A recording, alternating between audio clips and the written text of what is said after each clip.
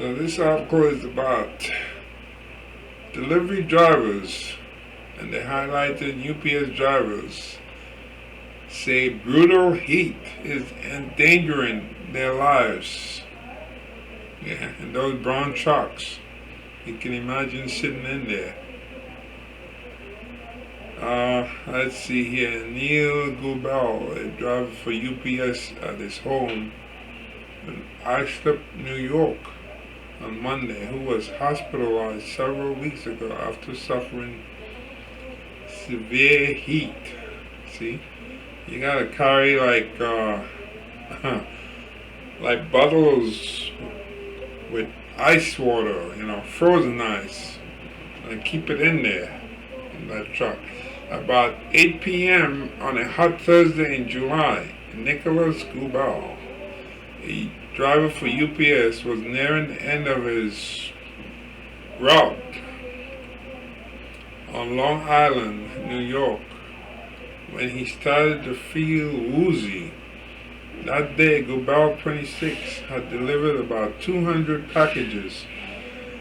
Temperatures had soared into the high 80s, and it was even hotter inside the metal shell of the back of the truck. Wow. Where with each stop,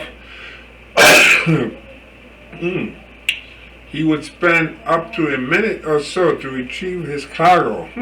Sweat beating on his skin. Now, pulled over on the side of the road, he was panting and barely able to speak, gripping his phone with his hand, which had cramped from dehydration. See? You need to be drinking water, my friend. Carry some bottles of water in there. Ice, an ice cooler in there. My body was losing it, Gubal said. Paramedics covered him in ice packs to bring down his body temperature and took him to the hospital. I was just trying to hold on as best as I could. As blistering heat waves swept across the United States this summer, breaking temperature records and placing millions under heat advisories and warnings, workers such as Gubal have continued to deliver America's packages for a variety of carriers, often in trucks that have no cooling mechanism for drivers. Some UPS workers have shared photographs that show thermometer readings of up to 150 degrees in the back of their trucks. Now, a string of heat-related illnesses among the drivers has renewed calls to improve their working conditions. They are vomiting, their bodies are shutting down, says Dave Reeves, president of Local 767, a Texas local of the International Brotherhood of Teamsters, which represents 350,000 UPS workers across the country. It's awful. Government records show that the problem is not isolated. Since 2015, at least 270 UPS and U.S. Postal Service drivers have been sickened, and in many cases hospitalized from heat exposure. Dozens of workers for other delivery companies, including FedEx, have also suffered from heat exhaustion, according to the records, and a handful of drivers have also died in the past few years.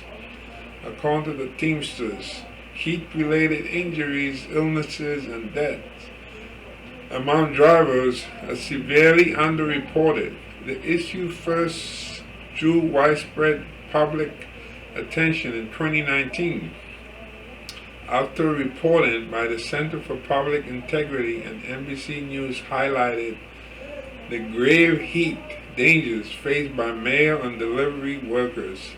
The Teamsters have been mobilizing for better protection for UPS workers in anticipation of contract negotiation next year. With the temperatures and record heat waves, it's getting to the point where we are getting an alarming amount of heat related injuries, Reeves said. In just the past 6 weeks, he added, 18 of about 9,500 workers in his jurisdiction have become sickened by heat. It's absolutely getting worse, he said. Although tying a particular heat wave to climate change requires analysis, scientists have no doubt that the heat waves around the world are becoming hotter, more frequent, and longer lasting. Last August, Jose Cruz Rodriguez Jr., a 23-year-old UPS driver in Reeves local, was found dead in the company's parking lot in Waco, Texas, just days after starting the job. In June, a 24-year-old UPS driver, Esteban Davis Chavez Jr., died while delivering packages in Pasadena, California, about 10 miles northeast of downtown Los Angeles. Yeah, that area gets hot. I used to go out there. It can go over it's not uncommon to be like around 99, 100, 102 degrees in that area. Last month, but the difference is like this dry heat, not like humidity, but dry, but nevertheless, it's very, very hot, parching hot. Last month, another of the company's workers was captured in footage from a Ring doorbell stumbling and collapsing outside a home in Scottsdale, Arizona. Although Postal Service and other delivery drivers have also been sickened, attention has mostly been focused on UPS, which is the world's largest package delivery company and among the biggest employers in the nation. Although its tractor trailers are cooled, the company's smaller delivery trucks do not have air conditioning. Our package delivery vehicles make frequent stops, which requires the engine to be turned off and the doors to be opened and closed about 130 times a day on average, the company said in a statement.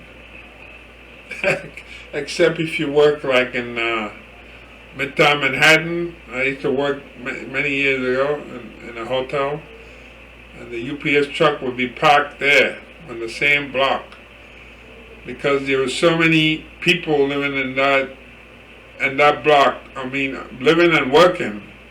That the UPS, he was like just delivering all the stuff for like one block only. He didn't even have to drive. The health and safety of our employees is our highest priority, UPS said. Adding that in preparation for heat waves, it was providing workers with additional water, ice, electrolyte replacement beverages, and fruit. The company said it also planned to distribute cooling towels and uniforms made of moisture-wicking fabric to accelerate the installation of fans in vehicles across the country. We never want our employees to continue working to the point that they risk their health or work in an unsafe manner, the company said. At the same time, lawmakers have also been pushing for better conditions for mail carriers. Last month, U.S. Representative Tony Cadenas, Democrat California, introduced a bill that would require the Postal Service to install air conditioning in all of its vehicles.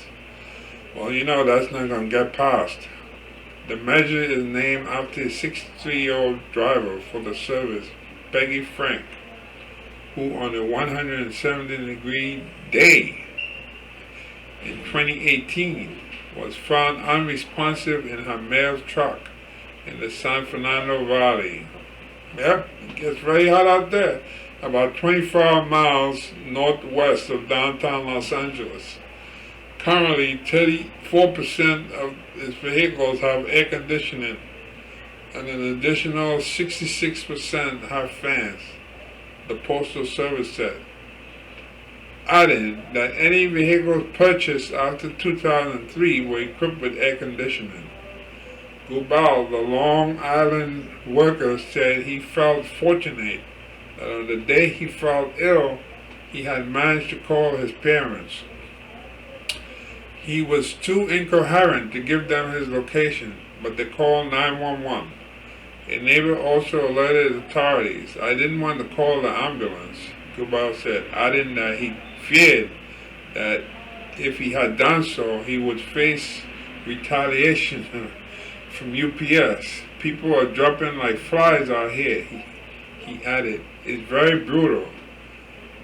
In an email, UPS said that if one of their drivers required immediate assistance, the company would send personnel to their location to help them safely return the delivery to the delivery center or arrange for immediate assistance at the driver's location, which could include calling an ambulance. Gobal's mother, Prudence, said she regretted having encouraged her son to apply for the job with UPS and never imagined that a neighborhood job delivering packages could be so powerless. I worry about him, Gobal said. How much can the human body take? Well, if you're doing that job, I suggest you get one of those those styrofoam packs that you put ice and water and so forth. That's about it, because once you fill it up with some ice and water, you can hydrate your body. And this article is from the New York Times, today, Sunday. Once you can hydrate your body, you can survive through that. But these guys are not doing that. They just, they go out there and deliver, and they're not really taking care of themselves, drinking water. And that's where the problem lies. You have to take care of yourself first, because you're number one.